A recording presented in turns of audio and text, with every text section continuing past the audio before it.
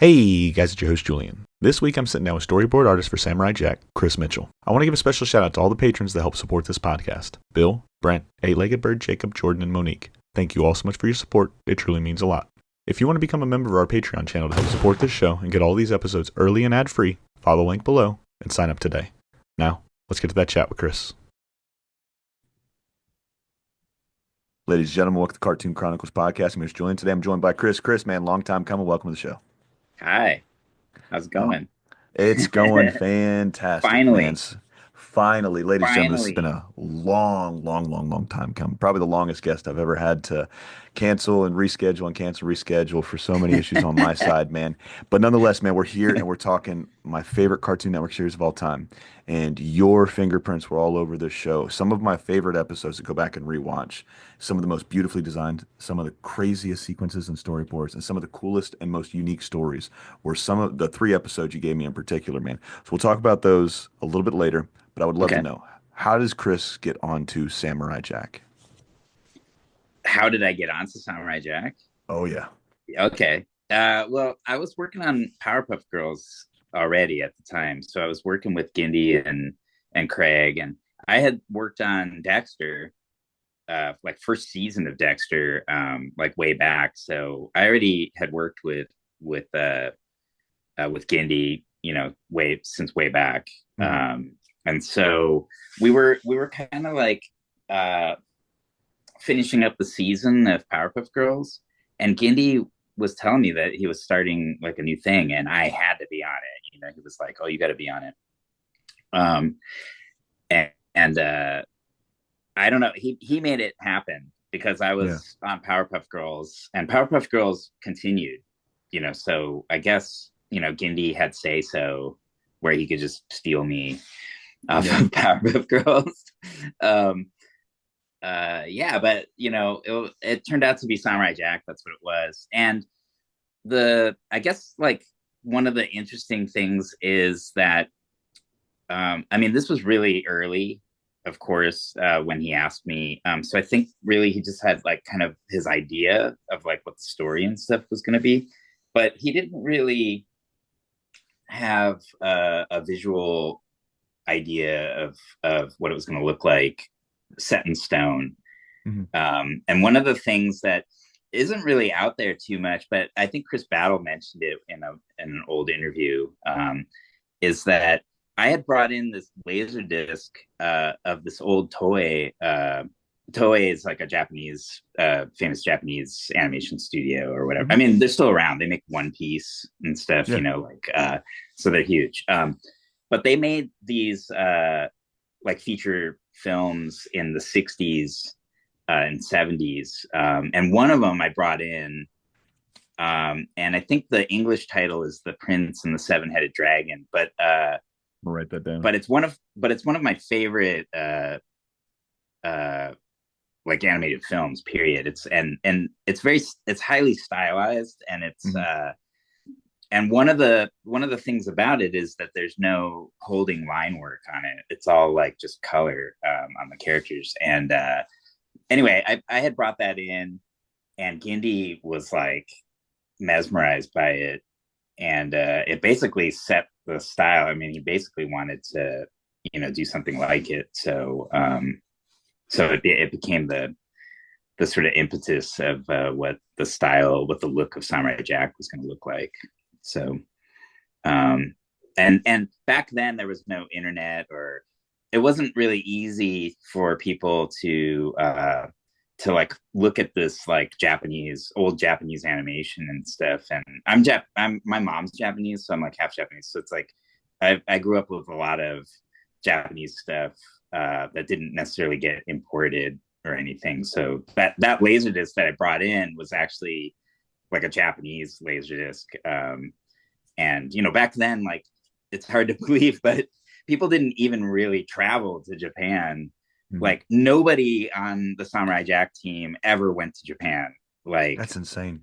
like nobody even like thought about it or wanted to go. Like, it's kind of weird to think about it now, but maybe it was like because there's no videos or anything about information about how it is, or like, there's no GPS in your phone and stuff, or even Google Translate. Maybe like people were a lot more fearful of like going someplace where they don't speak English or Hmm. something, like but yeah, it's like kind of weird to think about, but yeah, people didn't really travel like a lot, to and so I don't know, a lot of people on the crew were into like Japanese animation and stuff, but I just don't know why. But like they just didn't, there wasn't a lot of it out yet. Um, this is like late '90s, early 2000s, right? And stuff was like finally starting to come out, like where it was just subtitled and not, or not subtitled or dubbed, but like not re-edited or like Yeah. yeah, like I don't know, reconfigured, Hmm. like a lot of the shows like Reformatted. Robotech and stuff were just like weird, like they mixed two shows together and like but yeah, so it was kind of, the early days of uh of like anime and stuff, so there wasn't really a lot of knowledge about it back then. But anyway, I brought those discs in and Giddy loved it, and so that sort of started the whole thing. But yeah, I was on it right from the beginning. Um, and I was doing boards and designs on Powerpuff Girls. So then when I came on to Samurai Jack, like I just uh, was doing the same thing. Like Indy had actually created a special schedule for me because I think I was the only one on the team that actually rotated from like storyboards to like design, Hmm. to storyboards to design. It was very uncommon back then for artists to do that. It's kind of more common now, but like Was pretty it much you uncommon for stayed you? in your. Hmm? Was it uncommon for you? Was it difficult switching that gear? I kind of switched. Like my whole career is was interesting because I started as like a key animator, Hmm. and then when I went on to actually that's false. Never mind. Wait, I started as a designer, Hmm. uh, as a character designer on the Family Dog series, and then I on the Family Dog series I switched to doing like what they called character layouts at the Hmm. time, which were like key posing basically of stuff. So and then I was also doing key animation, like I worked on Fern Gully, the Last of the Beautiful movie. Rainforest. Yeah, and then I went to go work on original Ren and Stimpy, and like on I think on Ren and Stimpy, that's like where I met Chris Riccardi and Lynn Naylor, um, and Don Shank, and Hmm. all these people that would go on to work on Samurai Jack together. I met them on Ren and Stimpy, and Ren and Stimpy was really like the the sort of first. Actually, it wasn't the first, but I It think, was the spark. Yeah, it was the yeah, like spark for I think 90s Mighty animation. Mouse was really like the first with John, like that. That was like a kind of a return to like quality aesthetics, like Hmm. design, and because a lot of the animation at the time had been like product based, not original characters or 30-minute anime. ads. Yeah, basically, yeah, and they were really schlocky or like just pumped out and crapped out basically. Yeah. So yeah, Ren and Stimpy was definitely like the first thing that started, you know, uh, kind of before I went on to it. So I went on a little bit later, um, but but it was pretty groundbreaking. I think people kind of forget.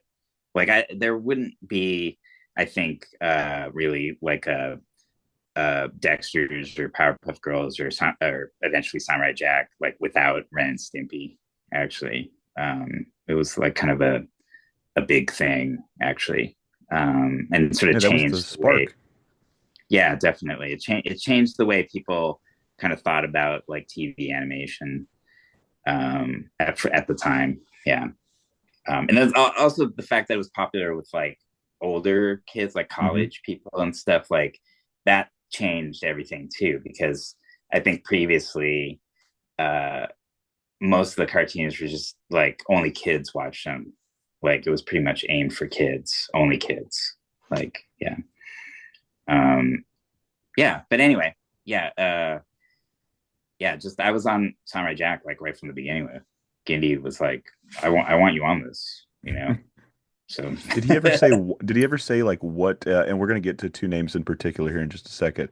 But did he ever say like why he wanted you in particular? Was it? Did he like your design style? Did he like your work ethic? Did that conversation ever come up? yeah, well, I think definitely one of the reasons is just that like culturally, like I think I was the only like Japanese person that worked Yeah. on the thing. So honestly, um that was probably part of it, but I definitely think he likes my design sense. I mean, I was Hmm. designing on the shows, and yeah, that aesthetic wise, like we definitely clicked.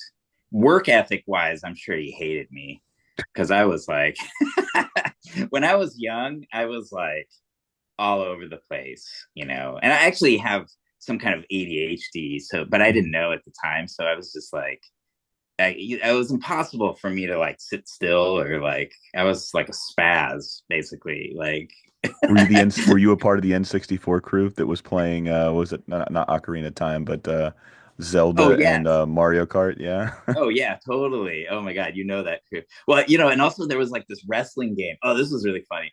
So there was like I forgot what the wrestling game was called, but you could. Is It it had a was it pretty. NWO versus the world? I don't remember, but you could. It had like an amazing amount of customization, so you could create your own characters, kind of like. Uh-huh. And so somebody made me, and then somebody made Gindi, and then like people would play like me versus Gindi, you know, like, and it was funny, but like you could customize the shirts and everything, even. So like, I had this shirt that said "Love is the message" on it, and like in big lettering, and you could actually put that on the character. Like it was Hmm. crazy, and you could actually color the hair. So like I had colored hair back then, even. um it had an amazing amount. I'm, you know, from for back then, I'm sure it looks like Yeah. shit now, but like Was it honestly, was it N64? Do you remember if it was yeah, N64 or it was PlayStation? on the N64 for sure.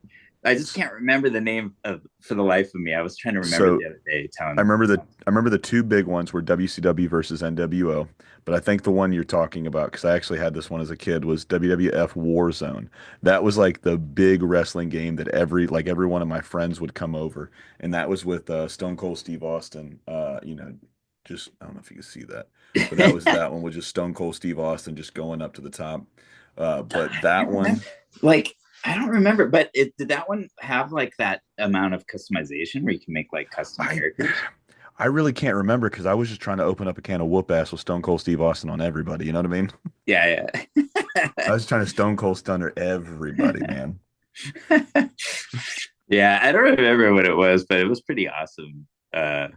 Yeah, but anyway, we totally messed around. Like I feel like we I feel like we were all somebody was always playing like video games, and we were always playing like the way that I guess, well, I guess the way that they should be played, but the way that you don't normally play them. Yeah. What's the Because way that you're supposed to be played?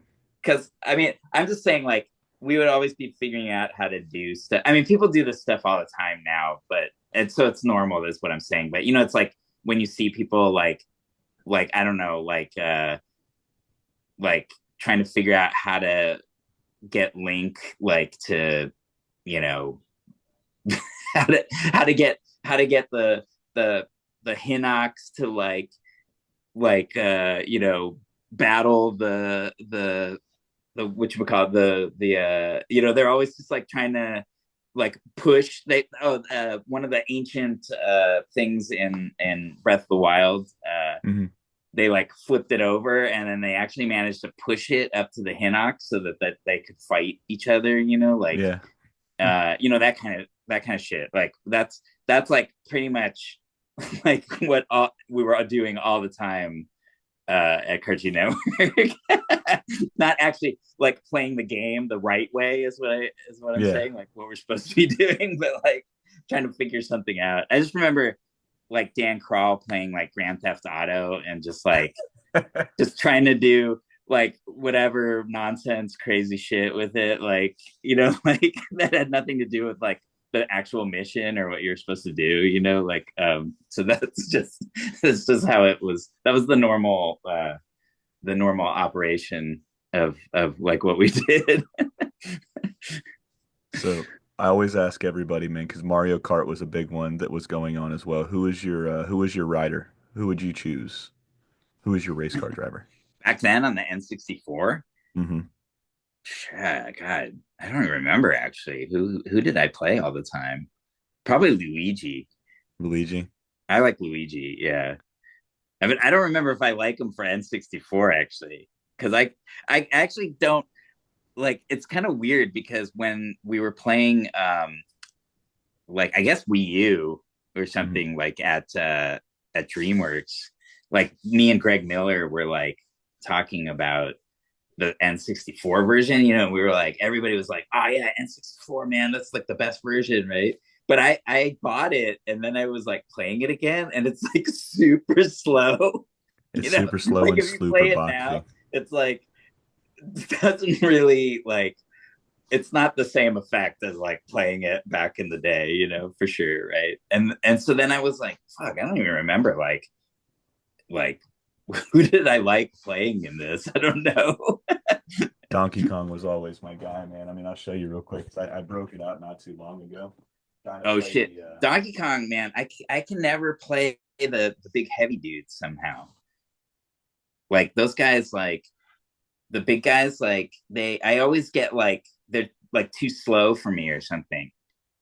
oh, I But like I I just like the can't big figure out body how to guys. control them. You know? Um, well, so when I got three kids, and my oldest kid, he likes to talk shit, man. But the old Mario Kart 64, man. Yes. Woo. The other big one that was like always that was always that everybody was playing before Call of Duty, man. It was GoldenEye, right? Oh Um, yeah. so my oldest son, like most kids though, they like to talk a lot of shit, and then they forget like dad did some shit before he was born. You know what I mean? Dad was a kid once too, and I broke out the N64, and we're playing it. He's like, "Oh, I could totally beat you in that game." I was like, "No, you have no idea how many hours I've logged in this game, little guy. You have no idea." I was like, "I've wasted summers and weeks and months on this game. I know every trick there is to this one." And then, flash forward a couple months, he starts getting a little bit what's the word? He gets a little confidence, right? And I don't ever let my kids win at anything. If you beat me, you beat me, right? And we're playing on the Switch, which in my opinion is like probably the greatest console of all time. I think the Switch is just fucking perfect, man. Oh, it's The fact that awesome. it's Yeah. the No, fact I that you love can it. take I it love it. someplace, it's so good, right? And we're playing Mario Kart 7 or 8, whatever it is, right?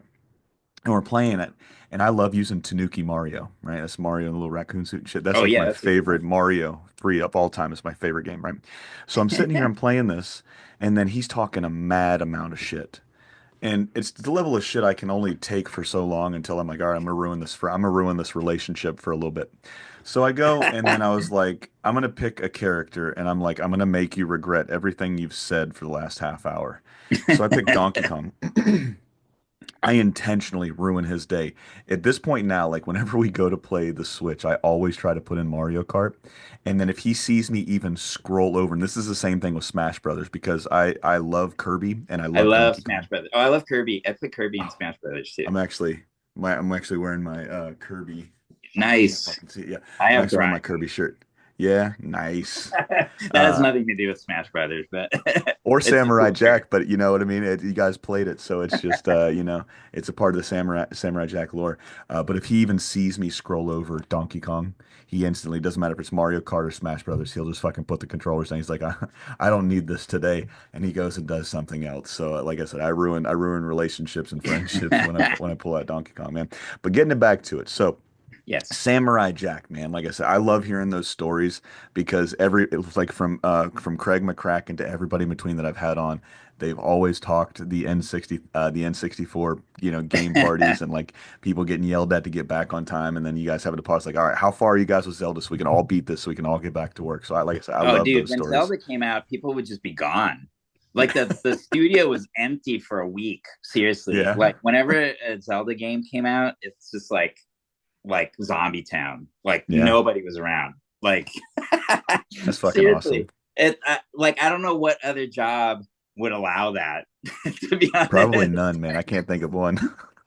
They're finding somebody to replace you. Like, fuck, we yeah, can't replace but that guy. He's really somehow good in like design. people would come back and we'd like make up the time or like try to work double time Yeah. or in theory we tried, but I don't know if it always worked out. But Hey man, us fans could not tell that you guys weren't there for a week or two at a time playing Zelda. Everything looked fucking yeah. flawless coming off the screen.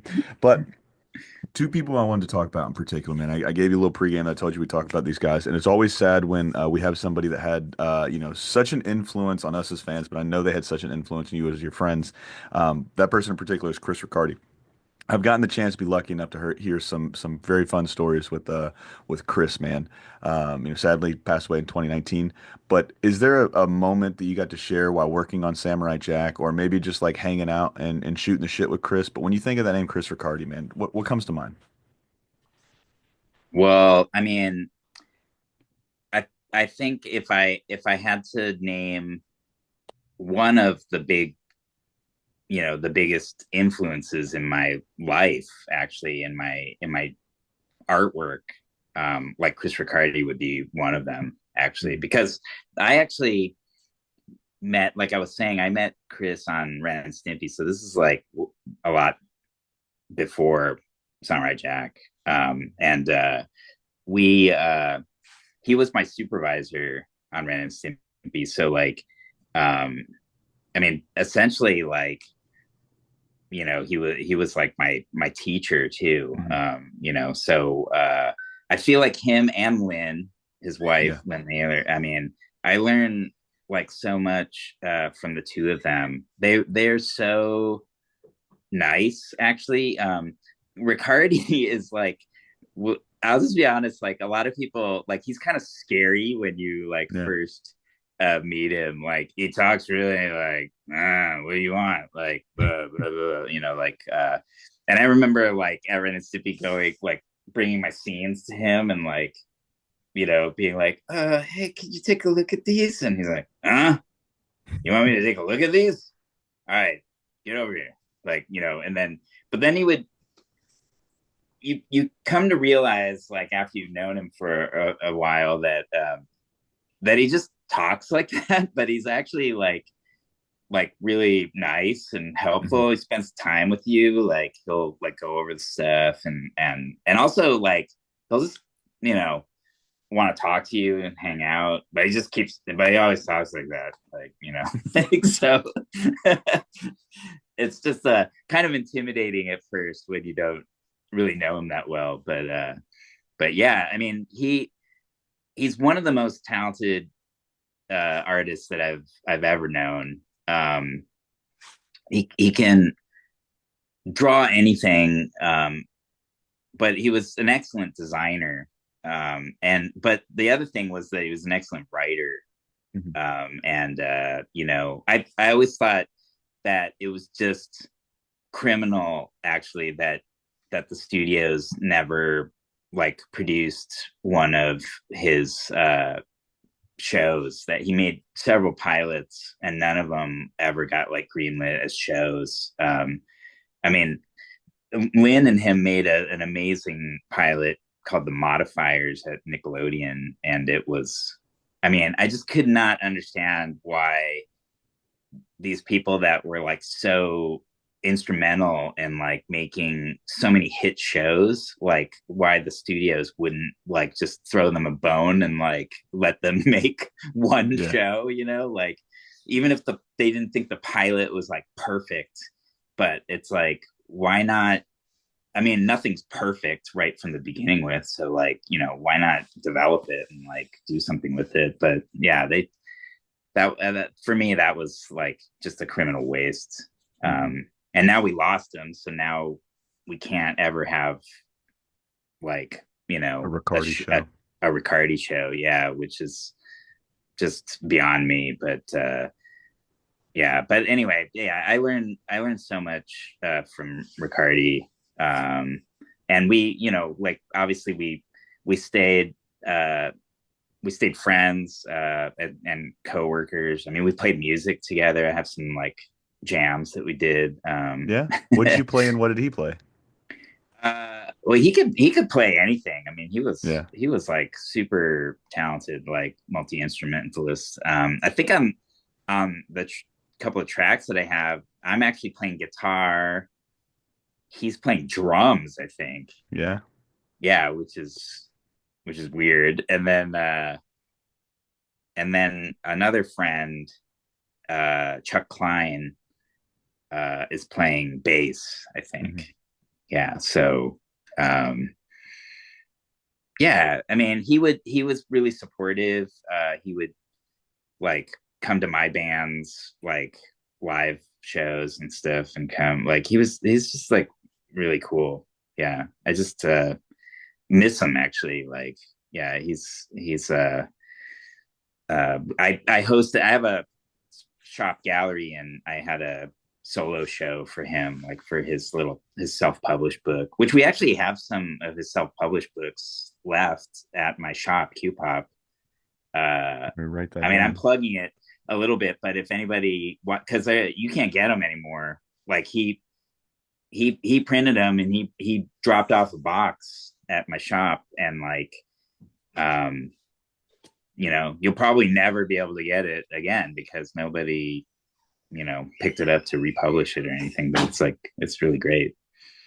And that's Yeah, just qpop.com. qpopshop.com. Q Yeah. qpopshop.com. I'll put that link in the bottom below, and I'm gonna pick myself Okay. up one. Uh, I'd love to purchase one.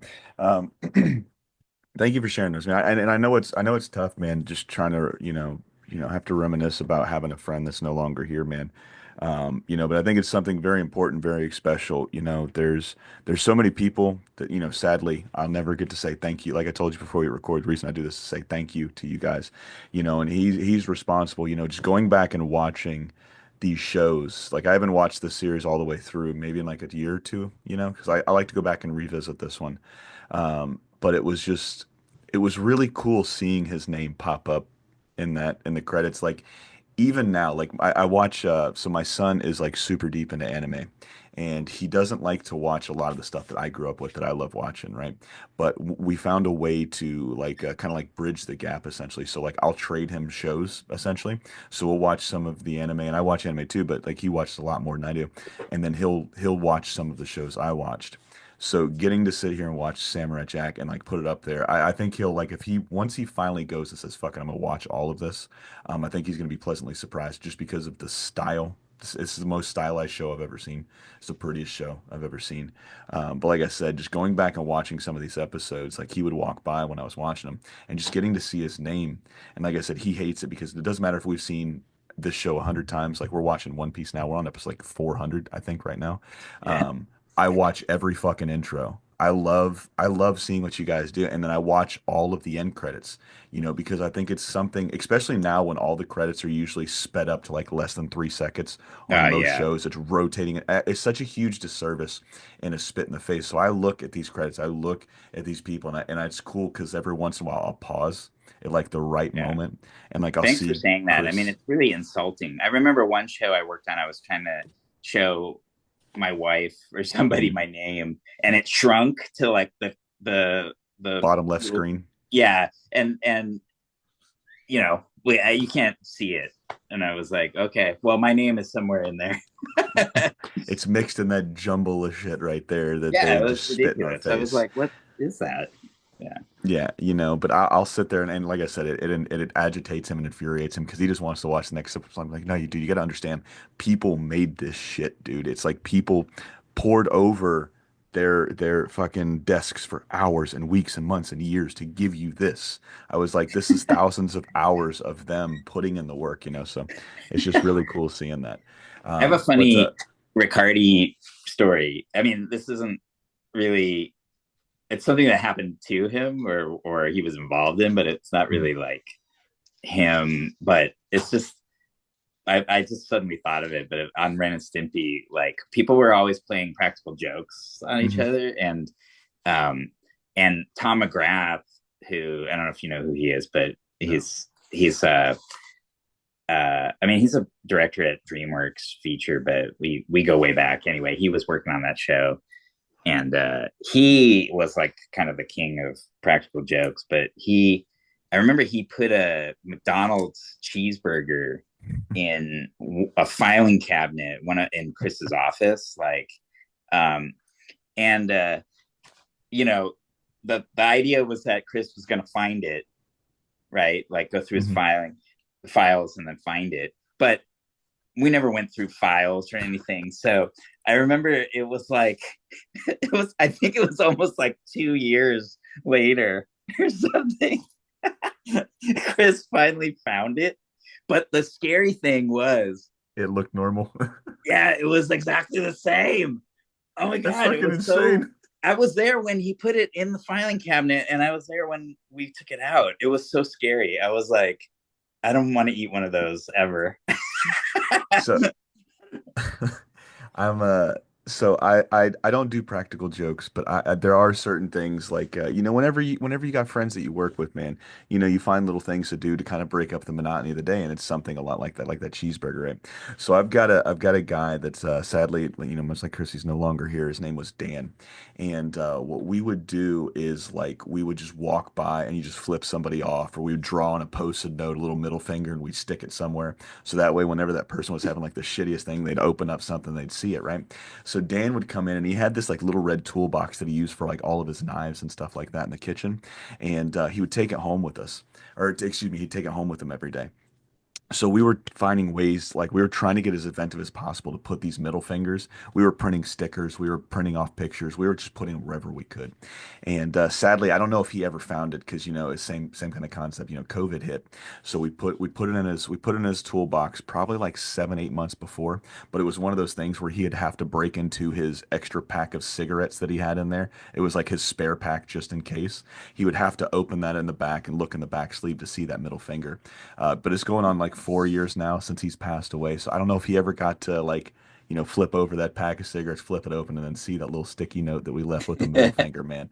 But that, it's the first thing I thought of when you were talking about the cheeseburger. But it's just cool hearing those type of stories. So So thank you for sharing that. Riccardi was my boarding partner on the first Samurai Jack Hmm. episode that I did, but it was also the first episode after the pilot, and it was the Woolies Hmm. the episode, and Riccardi and I boarded that together, and I don't know, it's kind of weird. This isn't It's also something that's not even in the Samurai Jack wiki or Hmm. anything, but I would post about it soon. But a lot of people don't really realize that the Critcholites are me. So Chris Really? Mitchell, Critcholites, like Oh the shit.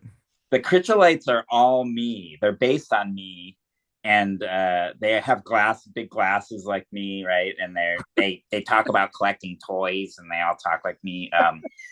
Uh, so Tom Kinney even like did an impression of me, right, for the voice of them, because we had known each other from SpongeBob.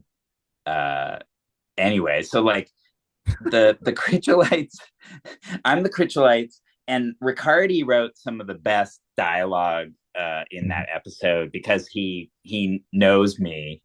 I mean, it was a little bit weird for me to write the dialogue on myself for myself. Yeah. Like I kind of attributed that episode to like a dad giving his son a like stick and telling him to beat himself with it. That's like kind of what like Gindi asking me to make this episode was kind of really weird.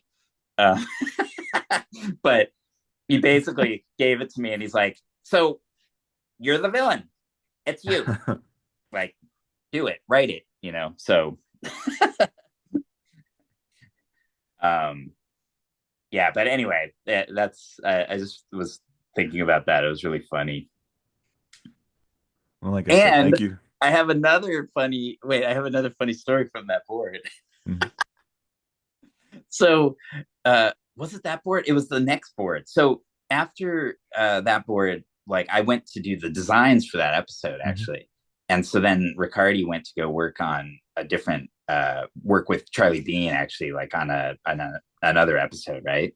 And then after I was done with my designs, then I paired up with Carrie Yost, and then we were board partners, right, for a few episodes. So we were boarding our episode, and we had all of our boards pinned up on a wall, and then Charlie and Chris Riccardi had all of their uh boards pinned up on another wall. So we were like Hmm. working in this one room together, this like conference room, and I remember like they would like constantly, like I was saying, like people, we would like fuck with each other like all the time, right?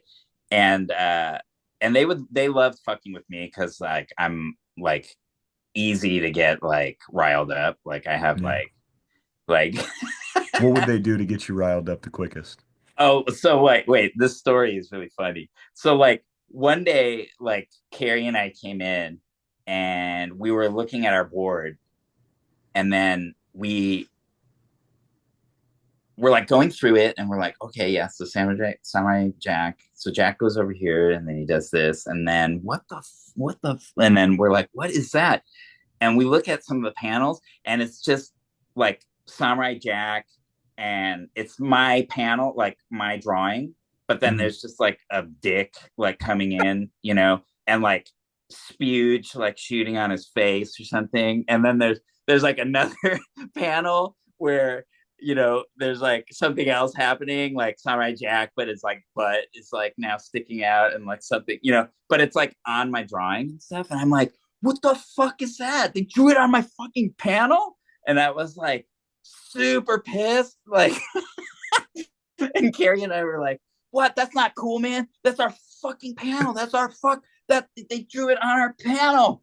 Fuck that. Like, so then I went over to their boards, and I Oh, was you knew it like, was Chris right away? oh yeah, fuck Yeah, yeah. I yeah. mean, like, so then we went over to their panel, and then like their boards, and like I started drawing like penises on everything and stuff, and like fuck, And then the next day they come in, or maybe it was that day, but like later in the day, whatever. Like Charlie and I think it was just Charlie who had come in at first, and I go, Charlie, what the fuck? And he's like, and he was like giving me this look, and I'm like, what the fuck is that? And he's like, yeah, did you see? Did you see? And I was like, yeah, I saw. What the fuck? Like, and he's like, oh, and so he leads me over to my board, like our Mhm. board, me and Carrie's board, and he goes up to the panel, one of the panels that was like Jack, and with the penis coming in, spraying him on the face or whatever, and then he basically lifts it up like on, and it was like a perfect Post-it note. photocopy of Oh. our panel, but that he had drawn on it. So like he didn't draw on our originals, right? But you did. Carrie and I looked at it, and we're like, Oh, fuck. shit. Yeah, we're like, fuck. So Carrie goes, oh hey Charlie, can I get you to come over here for a second for like and take a look at something? And then while he did that, like I went back and I was like erasing all the shit that we put on their boards. I was like, oh my god, oh my god. Any I, chance you kept those post-it notes? I think I do. I think I have their post-it notes. Yeah, I think I have them Oh, somewhere in a box. I have a bunch of like OG like Sam Jack panels and stuff, like in a box somewhere. But yeah, I just think it's fun. We couldn't really erase it enough so they could see it, and they found out, and we were like laughing about it. We were like, do you remember what episode I would love, well, obviously it's not going to make it from board to digital, but it would just be no, it's cool. not in the, it's It'd be not. cool if you could There's just go no. back and see a shadow of a wiener just hanging out. Yeah, that's like one of the stories I can tell you now in retrospect. There's no like actual, unless I have the panel, there's no record of it. But that's the kind of shenanigans that would happen like on the show.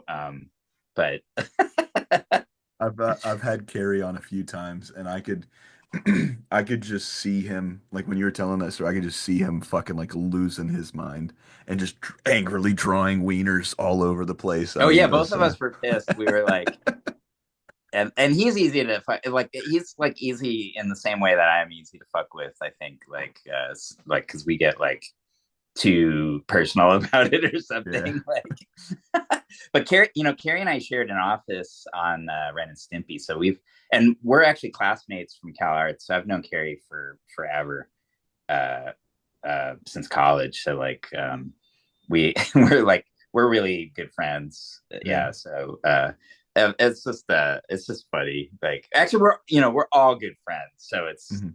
it's all funny. Yeah. Yeah, and I felt really bad about like actually drawing on their artwork How did because they it's not, take it once you not found out that it wasn't once they found out you did it, but it wasn't on post and what did they do? That's what I want to know. What did they do? they were laughing. They're like good Yeah. sports. Like Yeah. actually, Riccardi and Charlie Bean are like pretty mellow. They're relaxed, Yeah. Where like I think me and Yost are a little bit more uptight, so we're just like easy to mess with.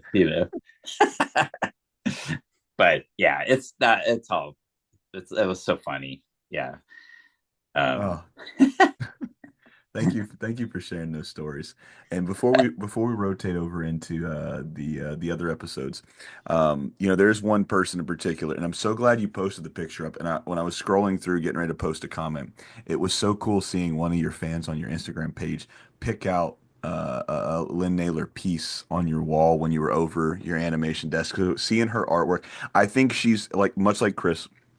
I think those are two of the most unsung heroes within animation, especially during that era, you know? So do you have a favorite Lynn oh, story? Or, just like when you think of her name as well, like what do you think of?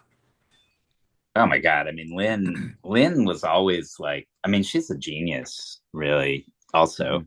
Mhm. Um, and I think like, you know, Chris Riccardi learned a lot from her. I mean, she was like really like she was coming out of animation and stuff with Bruce Timm and John Kay, Mhm. right? And I mean, she did like her like girl drawings Oh yeah. were renowned anyway. But I just think like Lynn is kind of fearless in not really doing the same stuff too. Like so she has no interest in like the most amazing thing about her, I think, is that, she could do the same kind of shit like all the time and like people would love it and stuff. But at one point when she was like starting to do her own artwork and her painting and stuff, I just think like she's so like fearless about just like trying different things. And even if it's not like what people want to see or what's, the most typical thing, like, she just experiments a lot. And I think that's what makes her like such a genius, I think, too, like because she's just like she is fearless in that Yeah. sense.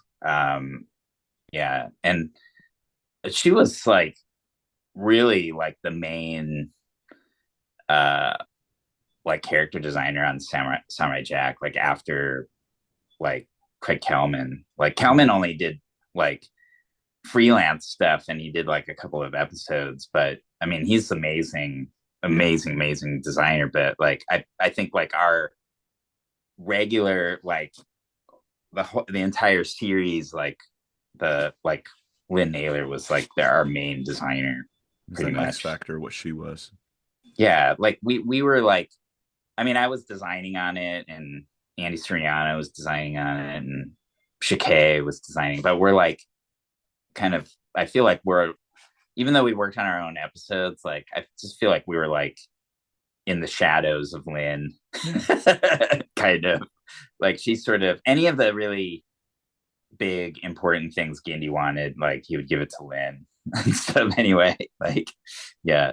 And I remember like Suriano getting just hammered by Gandy, like like when Andy Soriano first started on Samurai Jack, I don't know if he'll remember it the same way, but I remember it like he did these a bunch of like incidental characters and they were amazing. They looked great. And I mean it looked like Lynn did them maybe, like it was like really great. And then Gandy saw them and I don't know if he heard us saying they looked great or what, but he just like blasted them. Like he just friggin' like he and then he proceeded to like he's like a drill sergeant, I feel like he proceeded to break Andy down so that he just had no confidence anymore and then build him back up again. Like that's what I Yeah. feel like it was so like he was already in a good place. Like he was like perfect on the show, but then Gindy Mhm. just fucking destroyed him and then like built him back up again for some reason. Yeah, like I yeah. love to hear it, man. I was looking up for some reason I can't remember. Yeah, it was. So thank you for sharing those stories, especially with Chris and Lynn. Chris actually he did my favorite episode of Samurai Jack of all time, and it's probably a weird one because it doesn't ever crack, the top five list of most Samurai Jack fans lists, but Chicken Jack is one of my favorite things of all time. I love everything about that episode. It's so silly, it's so dumb in the smartest possible way I could say dumb, and it's just him and Aaron Springer, Chris and Aaron did that Oh yeah. episode, and it was just, I mean, it's so great. they became like the de facto team. I mean, once they Dynamic became a duo. team, yeah, they just stayed together. Like the whole rest of the series. I mean, once they got paired up, it was like perfect. Yeah, they that sense of humor for like whenever I saw those guys' names on those lists, in particular for like any episode I was watching, I was like, "Ooh, I'm gonna be in. I'm in it for a good one this one." And like I said, I'm one of those fans that like I love every single. There's not one dull moment for Samurai Jack for me. There's not one filler episode for me. Like I love them all. And it was just like that one in particular. So like I said, thank you for sharing those stories about Chris and like, especially Lynn, because I don't think they don't ever get brought up enough. Not just with Samurai Jack, they don't ever get brought up enough within animation. And anytime No, we can you know shine a what? little Another spotlight. thing I should add is that when Lynn was coming out too, there actually weren't that many women in animation Hmm. in general. Now there's a lot more, but like there weren't that many women, and there definitely weren't that many women. I mean, I hate to say it, but they weren't that good. Hmm. Like, and Lynn was one of the ones that was fucking good. Like, she's like Yeah, awesome. Like so. Uh, I mean, that like really stood out. I I I have to say, yeah, and just like her sensibility is going to be different than Gindy's hmm, or mine, like, and that's always a good thing actually, like, and so just seeing that too was cool, like, you know, I just wanted to point that out because it's like I don't know, like when you talk about people, I mean, it's not like she's like the first woman in yeah. animation, but like there weren't that many. So when you think about people, like I don't think she didn't have that many people to like look up to or Hmm. what like so I just think you know like people that kind of trailblazed for lack of a better word or whatever. Like I mean, I just think she's kind of a trailblazer actually a little I bit. hope I hope animation history is kind to her as the years go on because, like I said, she just does not get brought up nearly enough as she should. I mean, you go and look at anything she's done artwork, and you can pick. You can't say that about very many artists, right? You know what I mean? You can sit there and read a book, and if somebody says, "Hey, this is the person that wrote it," you're like, "Oh yeah, I guess." But when you look at something like her artwork, you can go, that's her. Like there's just something about it that pops off the page, it pops off the canvas, pops off the screen, whatever you might be watching, or indulging yourself in. You like that's Lynn. Like she puts a piece of herself like in everything. And this will be the Yeah. last question I ask about her in particular for for Samurai Jack. But I do like asking these questions, man. But for you going from design to board, excuse me, Mm. going design to board, and her being a lot of that design of that X factor essentially for Samurai Jack, is there one or two things that you might have like taken from her in a sense of like putting them into your bag of tricks or like your style? Was there anything that you can think of?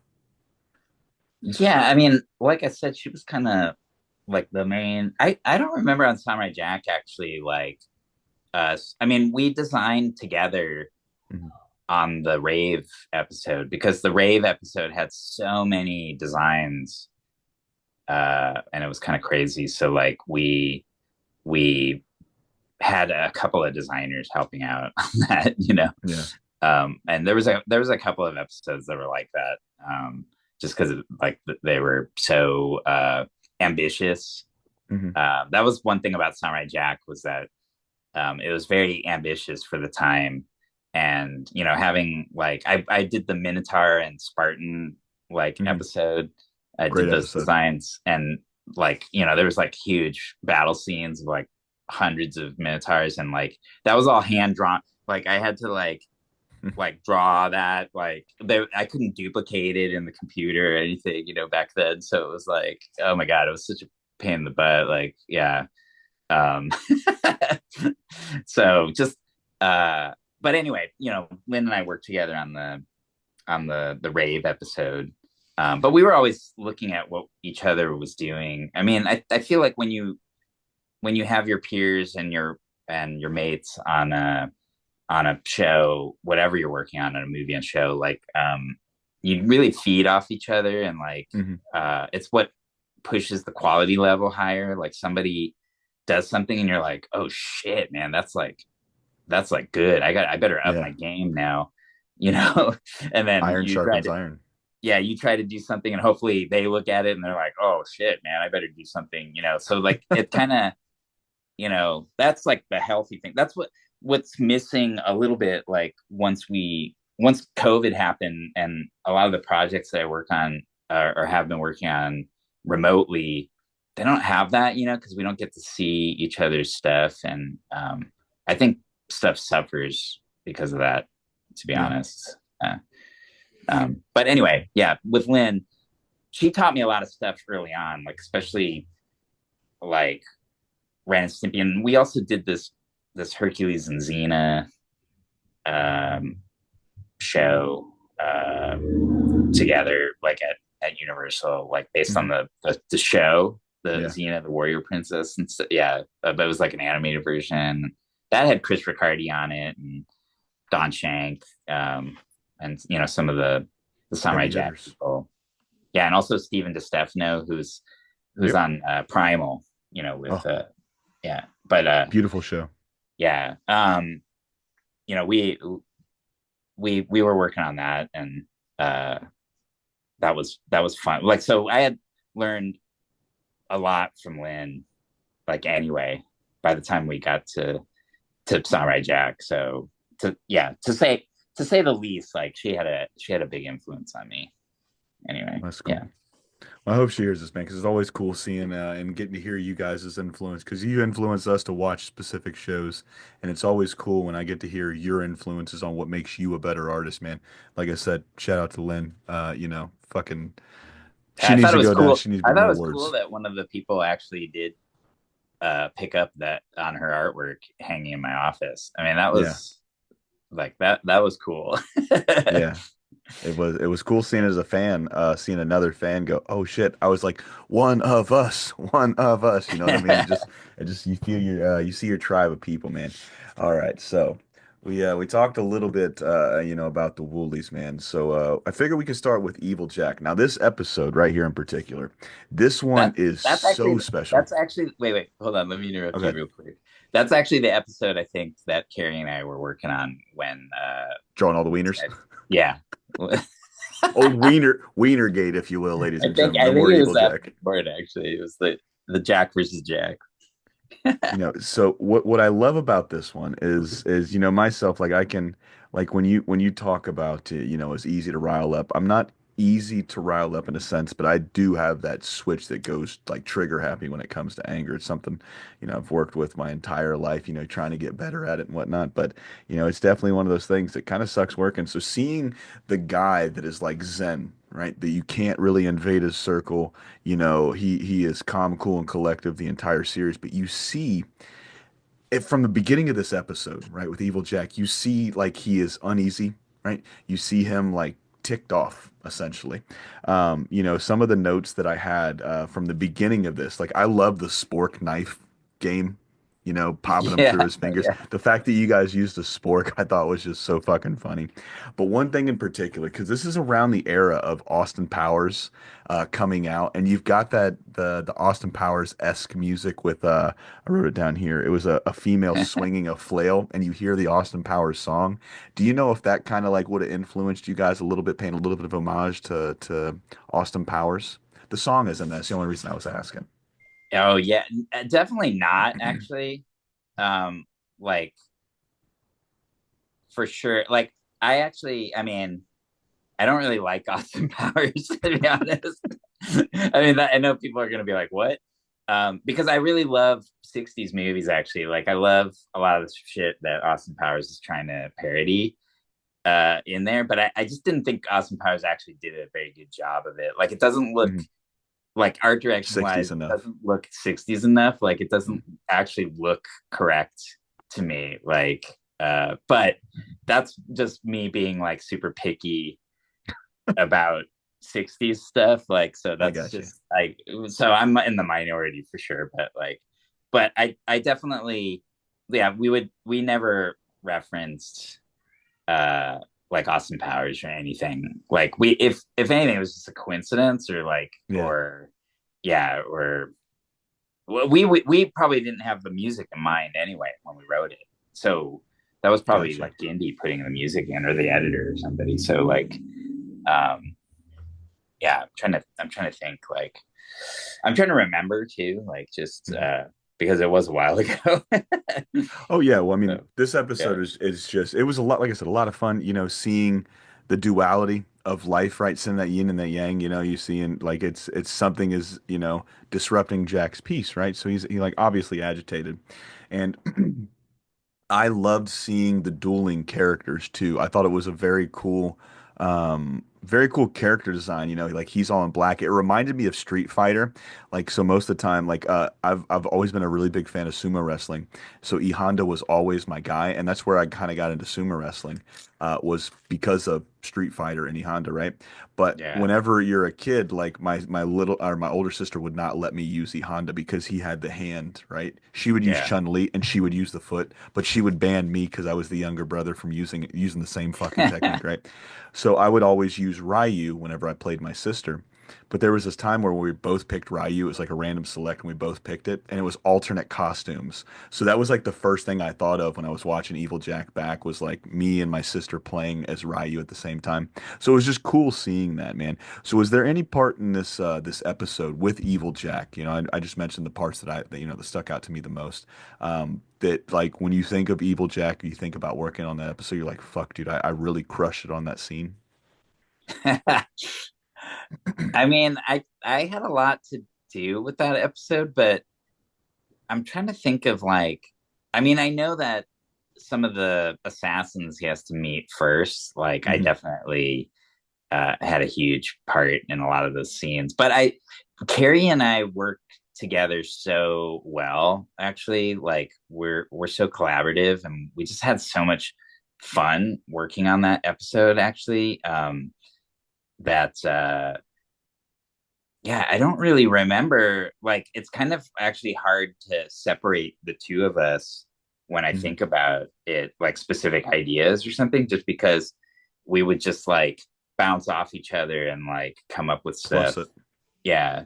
And write the stuff together. So, uh, I know like that crazy Samurai Jack, like that guy, that voice is from Yeah. me in the pitch. Like, like Gindi tried to get the voice actor to just imitate what I was doing in the pitch for sure. Like, yeah. Um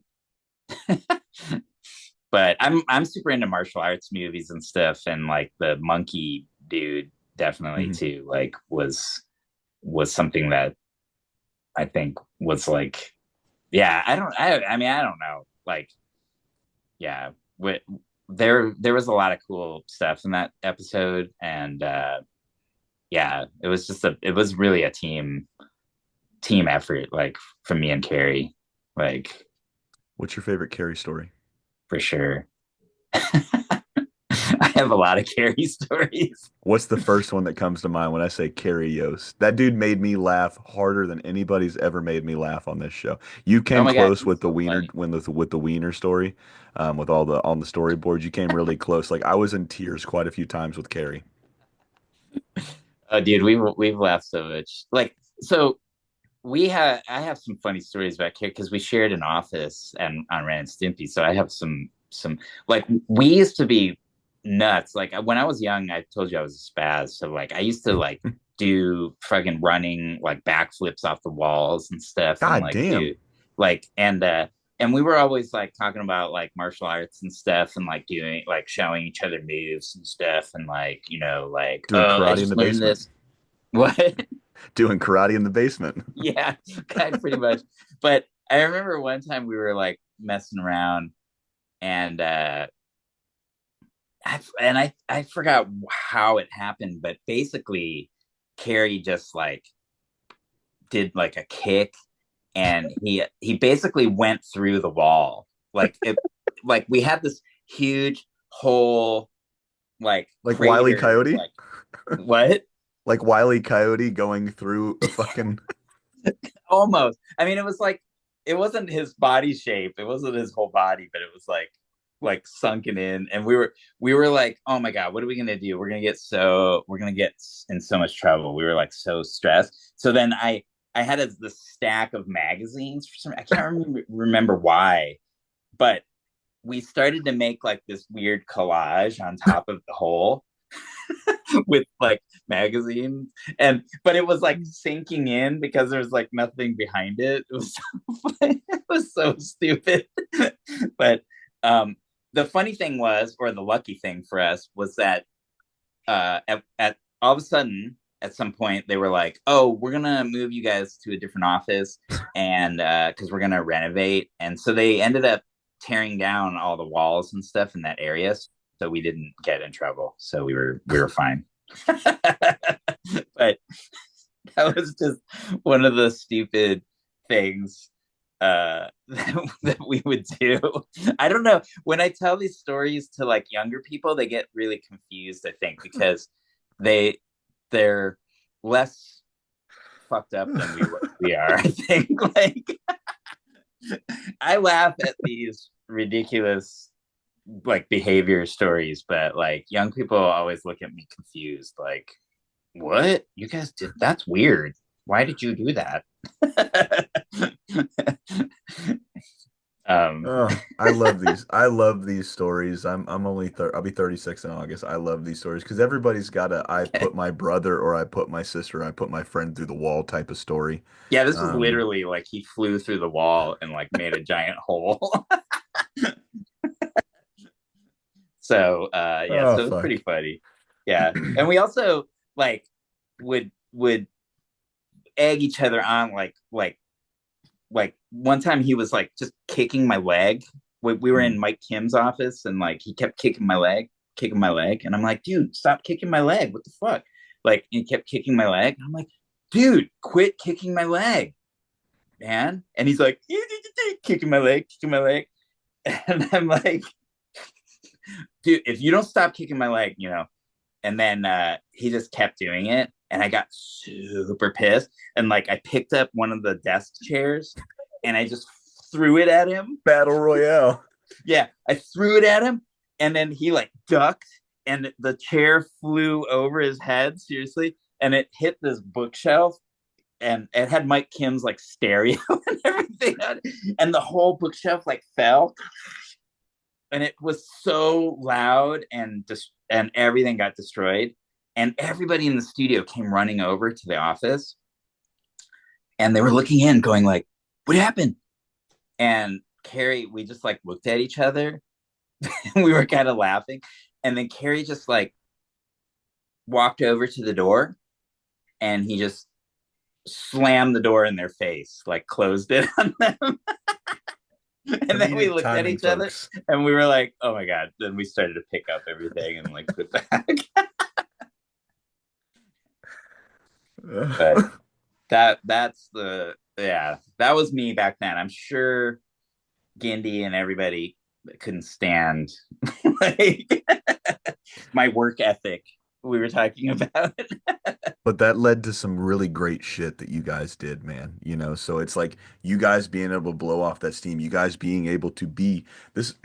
You said something that's so valuable, especially to younger animators. It's like you guys do, and it's not like it's you guys' fault, but it's like a disservice to each other if you're not in the same room. Like Zoom only goes so far, right?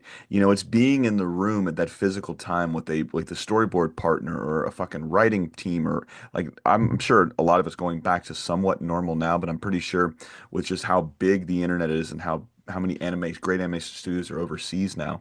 A lot of the stuff kind of gets farmed out to them and they might be in the same room. But, I think it's something missing. This was so special and spontaneous about those shows that we grew up on as kids. It's like, he was like, all right, well, if we did this, like, but what if we did this to make it even funny? You guys were just, I hear it so often. We were just trying to make each other laugh. We were just trying to have a good time. And that Oh yeah, translates to the art. You know what I mean? As douchey as it sounds, it translates to whatever you're doing. When you can see the people that are working on something, whether it's food, whether it's animation, whether it's music, and they're having fun, it translates into the artwork that you guys are putting out there.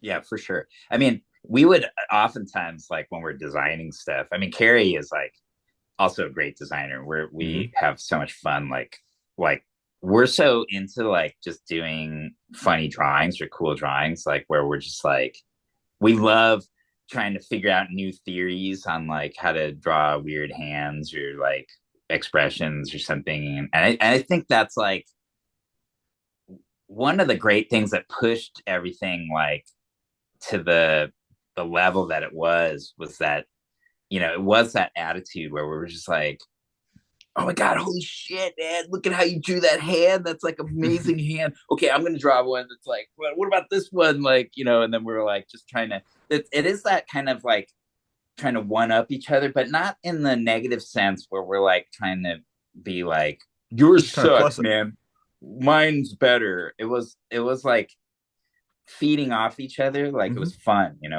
like, oh dude, that's so good, man, I want to try to do something cool like that too, like I'm gonna do like this, like Yeah, and I just feel like that energy is essential. And I feel like all the good projects that I work on have that kind of energy on them. Like when they don't have that energy, I can think about them. Like they're just not that great, to be honest. Because absolutely. there's not that much. I'm kind of grumpus, I guess, but like there's not too many projects that I work on that I really love, and I would watch them again.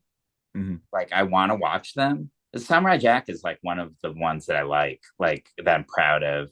Uh, and even though it was kind of a pain in the ass to work on, a little bit, just because, like I was saying, the sort of ambition of it or the scope of it was like difficult to do at the Oh time yeah.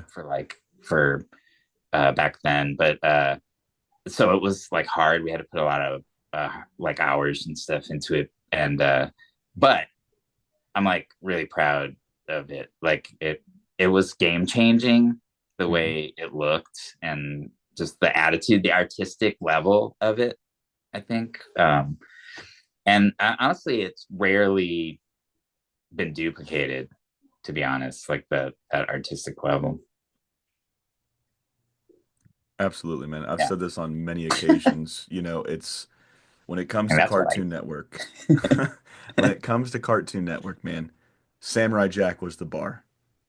I don't think anything before, since has kind of hit that bar. There's been shows that have gotten very close for it for me. I mean, I can name you off a couple that I hold a very special place in my heart, but there is just something special about Samurai Jack that I don't think would probably ever be touched in my lifetime. Like I could. I'll be dead in a box eventually, you know what I mean?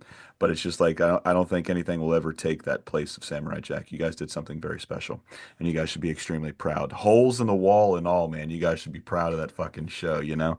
So the last episode here, man, one of the funniest ones because, you know, it's it's topical, but it's not topical in a sense. It's like revisionist history, right? You know, Aku. It's the Aku story time, right?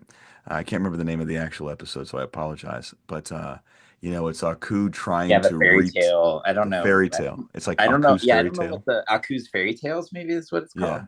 Yeah, Yeah, I think so, but it's like the yeah, retelling of the story of Aku because he doesn't want to go down as being looked. He doesn't think he's being looked at as the bad guy, you know. So he sees all of these little kids. They all want to be Samurai Jack, and like, fuck, man, I got to be Aku. I don't want to be Aku.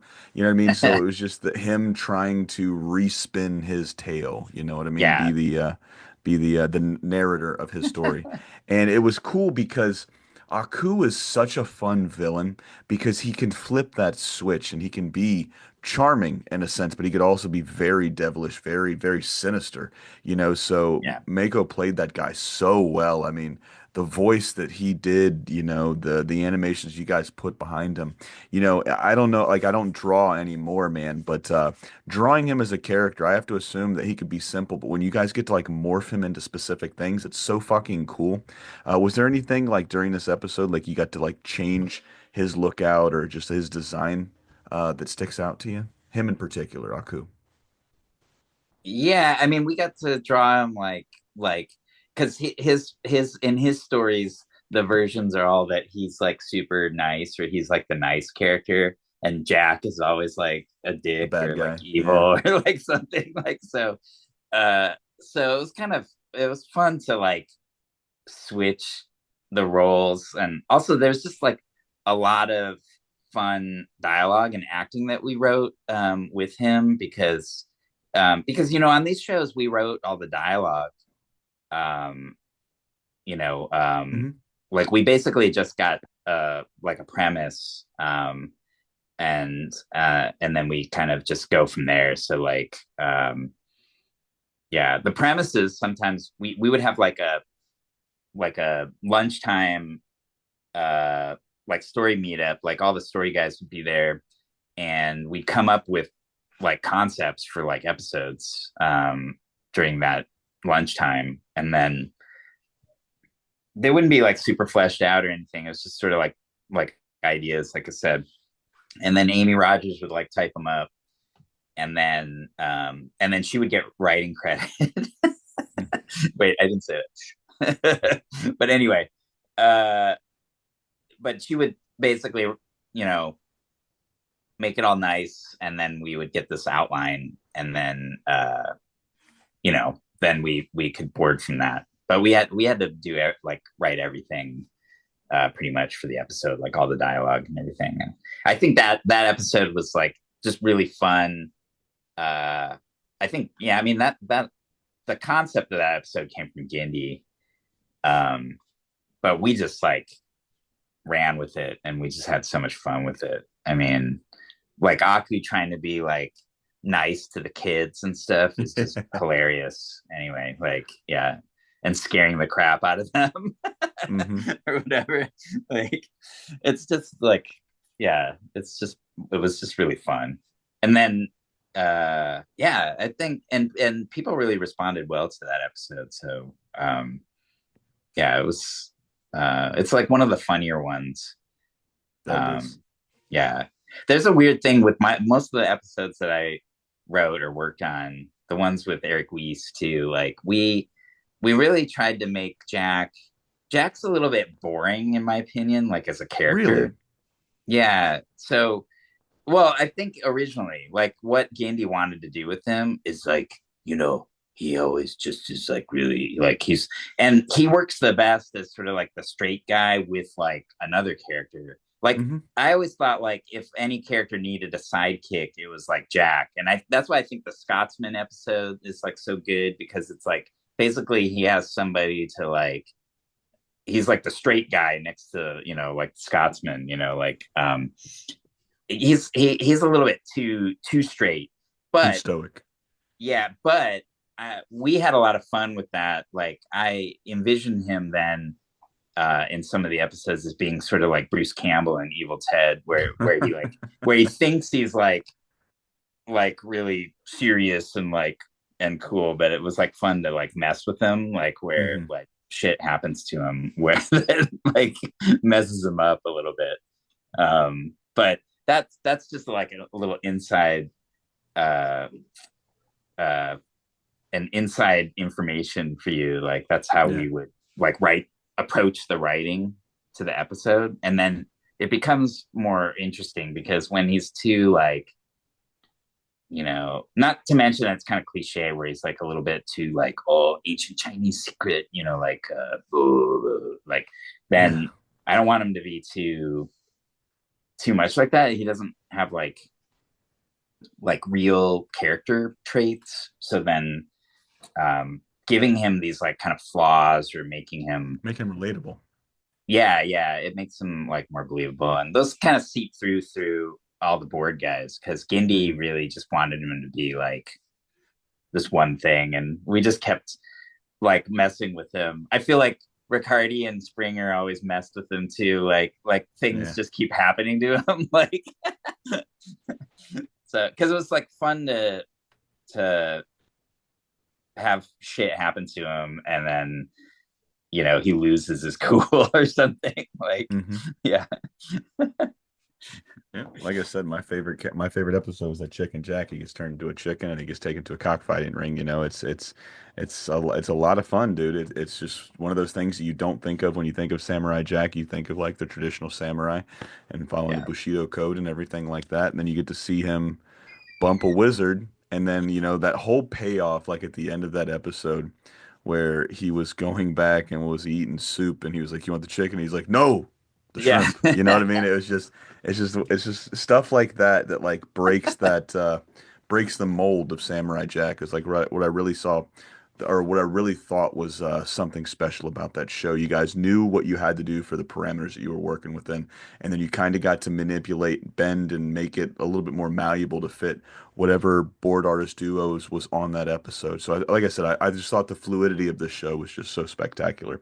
Oh I yeah, like I mean, I mentioned that Gindi wanted like a one thing and he did, but to Gindi's credit, the good thing about him is that he understands like if you do something else, if you have a different idea and you do something else, then for the most part, if it's successful, he's like, oh, okay, I get, he adapts or puts it in, like, and Mhm. so that's like a good example of like, you know, every time like one of us just did something else, something different with Jack, um, like he was open to like basically having that like putting that in, um, he wasn't like stuck on That's just one special in a thing. leader too. Yeah, yeah, Like, especially at the height that he was at hitting on all cylinders at that point in time. I mean, going from Dexter and then art directing on Powerpuff Girls and then Samurai Jack. Most of the time people might, get a little sure-footed and full of themselves and think like, no, my way or the highway type of thing. So getting to hear things like that, like he was open, like a good idea can come from anywhere. You know what I mean? oh yeah. But I do So have an interesting story for you because I did work on I think the only Samurai Jack episode that was trashed, that was really, canceled. Yeah, Eric Weiss and I boarded an entire Prison Break episode, uh, and the whole thing got thrown away or can't or taken away by Gindi. So how I don't come? even have the board anymore. It's like a lost episode. So So did you guys just get boarding done or did it go past this is the boarding? first time anybody's ever mentioned. Like I'm mentioning it. So Oh on wow. your podcast, like Well, yeah. thank you. I appreciate that. What were you asking? What was that last? Did it go past the boarding stage, or did it go any further than just boarding, or No, but we finished the board. I mean, it was like fully boarded. from start to Yeah. finish? Like, what was it? Just you said it was an homage to the show Prison Break, or it was a Prison Break-esque episode? No, it was not an homage to the show Prison Break. I mean, it was a it was a prison break episode. Like Samurai Jack gets put in prison, and then he basically plans his escape and stuff. And we modeled it after. I mean, Weiss and I did a lot of research, and we modeled it like after like Escape from Alcatraz and like Papillon and stuff. But yeah, ultimately, I mean, it's kind of funny. The story, if I tell you the full story about like why it got canceled or why Gindi hated it, it's kind of hilarious actually. But Well, please tell me if you want to. You don't have to, but if you want to tell us, soup to finish, I could what's tell up? you, yeah. I mean, I actually tell this story to my students because it's a good story about like how you should understand what the assignment is from your director before you do anything. Like, make sure that you understand what they want, because this is like the perfect story of like how we didn't, and it didn't work out for us. Hmm.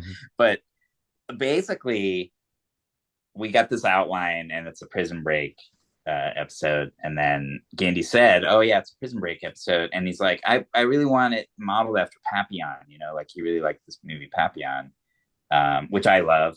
Anyway, I already knew it from before. Um, I'm gonna write that one down too.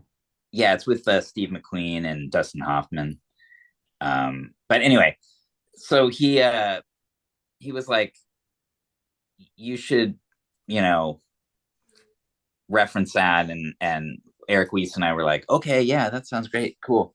So we started to write it. We watched Papillon, we watched Escape from Alcatraz, we watched like a few other like Prison Break movies that were already out at the time, and then we kind of like started putting together our story. Uh, and we had this really cool like warden villain, and like this, all this stuff. Like it was really like, honestly, it was a good board. We loved it. Like, I mean, I can say that it was a good board. It was. We pitched it to the whole team. The team loved it. Like it got really good reaction. But Gandhi just like looked at it, and he was like, mm, let's talk about it tomorrow. And then we basically went into a meeting the next day, and Gandhi just basically like started to like rip it to shreds. And we were like, what, like we just couldn't really understand. Like at first, trying to like give us notes, like change this and do this, but then eventually he was like, you know what, I'm just gonna take this board, and I'm gonna look at it. And then basically it just got thrown in the trash. Like he just never. And we asked him like, hey, can we get that board back so we could have a copy of it at one point, but he just never gave it to us. Like it's just Hmm. gone. Like he probably burned it. Why do you think he didn't like it that much? Well, I found out later, uh because he's sometimes he's uh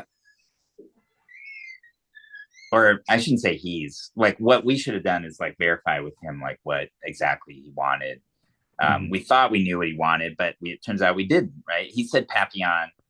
We were like, okay, cool. It's a prison break episode, so we concentrated on the actual planning of the break and everything. But later on, I found out like he was like, oh, you know that part in Papillon, like after he breaks out and then he meets this guy in the jungle who like gives him a boat ride, and then like he's like that part. That's the part I liked. And I'm Mm. like, wait, you like the part after the break, like not the actual prison break, like the breaking out of prison. You like this when he was on the run after he broke out.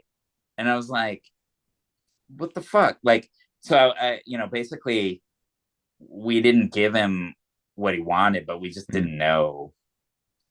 We didn't know that's the part that he liked. Yeah.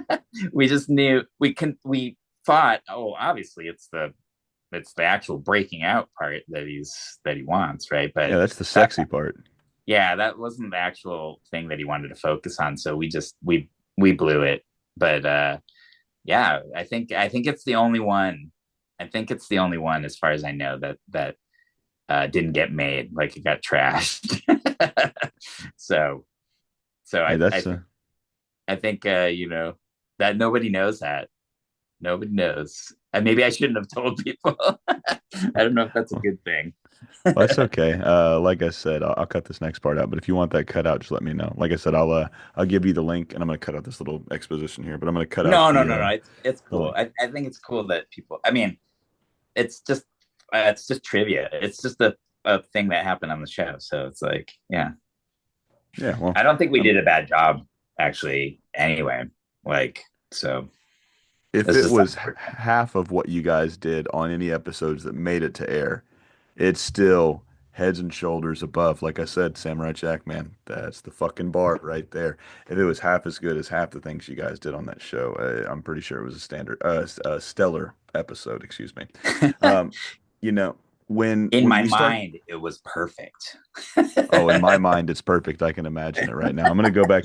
I've got like four things that I've written down since we've been Okay. talking that I'm gonna go check out, like from movies and stuff like that. So I've really enjoyed this chat, man.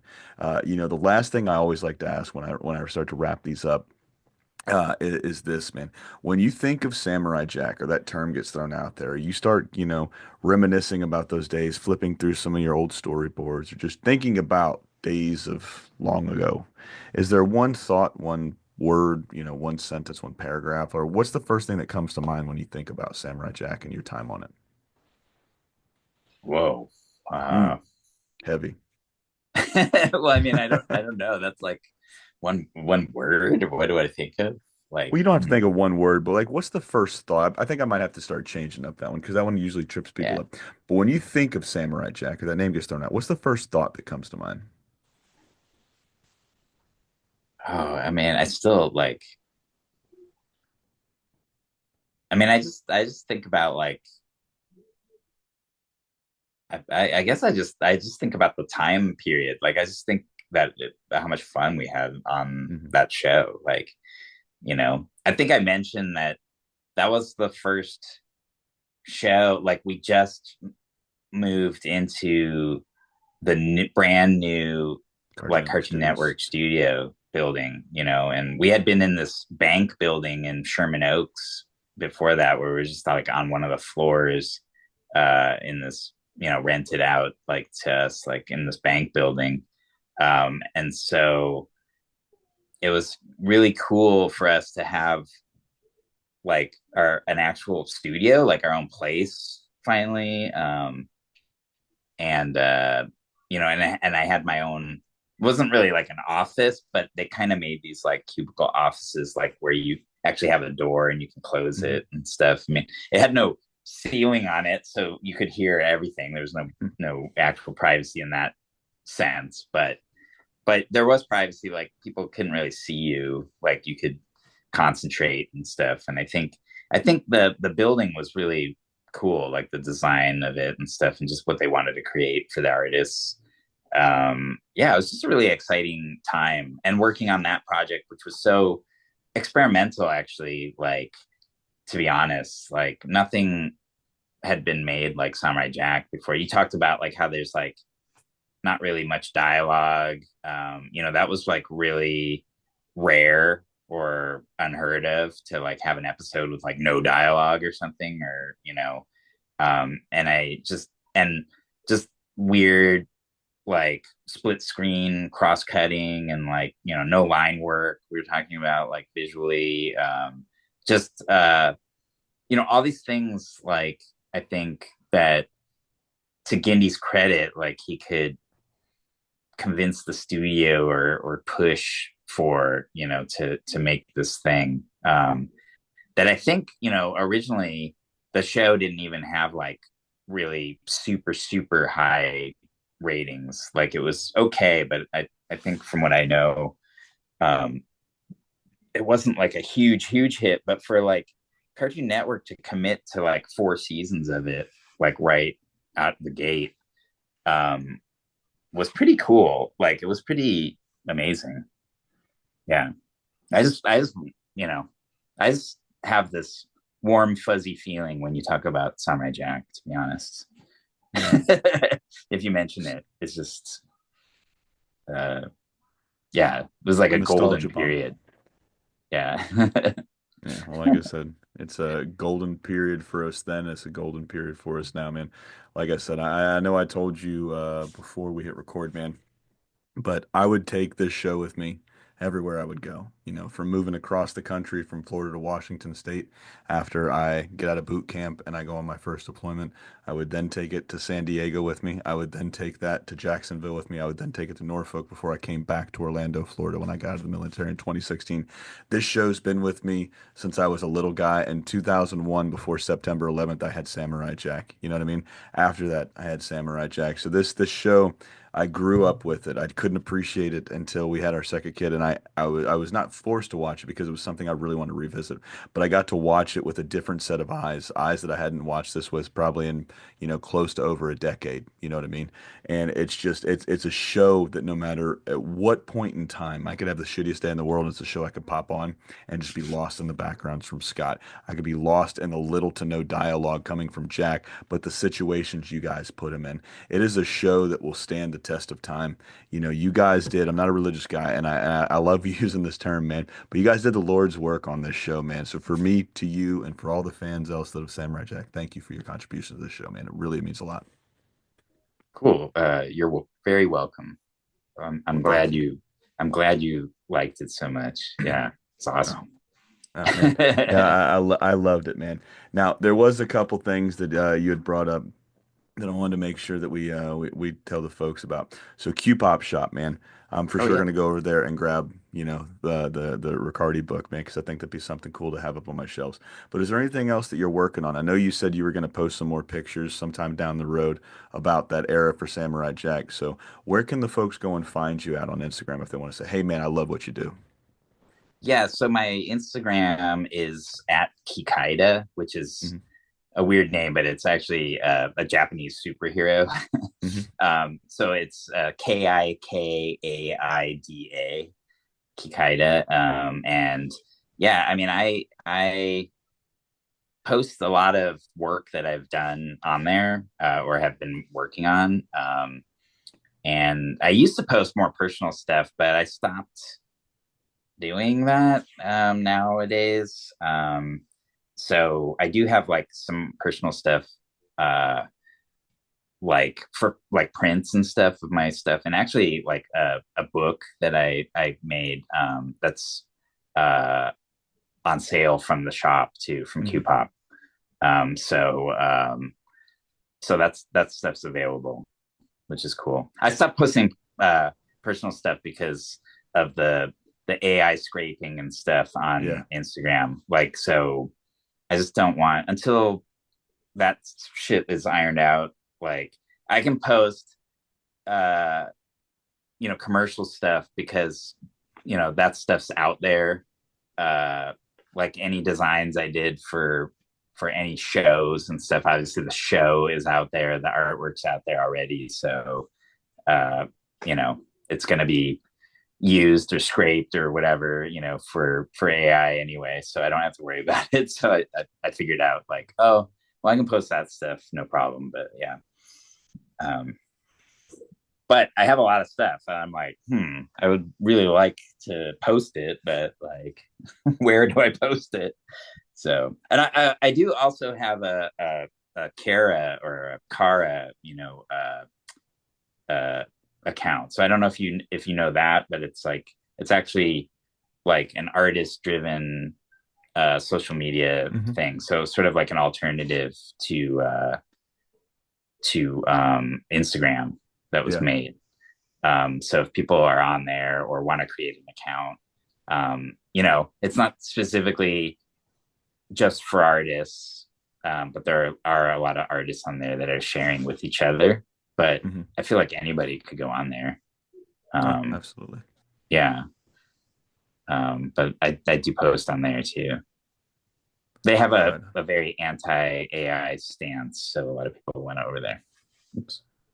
Well, Yeah. that's good, man. I'm glad they're like really trying to prop up you guys artists because like without you, AI doesn't have shit to pull from. And without you guys, man, we don't have that great of a childhood. And all those links will be down in the description below, ladies and gentlemen. So you can just point and click, and we're going to send you to wherever we can for Chris here. All right, man. Well, like I said, this has been a lot of fun, dude. I would love to do it again because I was a huge fan of what you guys did on Peabody and Sherman. I really like that. I like that. I'm a huge Jay Ward fan. I love seeing that come back. I got my kids watching that, a few years ago. I love the movie that they did a few years back from that one too, man. So, like I said, Oh, cool. it's been a lot of fun, and this, like I said, ladies and gentlemen, fucking long time coming. I'm glad this finally happened. He's been Chris. I've been Julian. It's been the Cartoon Chronicles podcast, and this has been another piece of your childhood. Good night.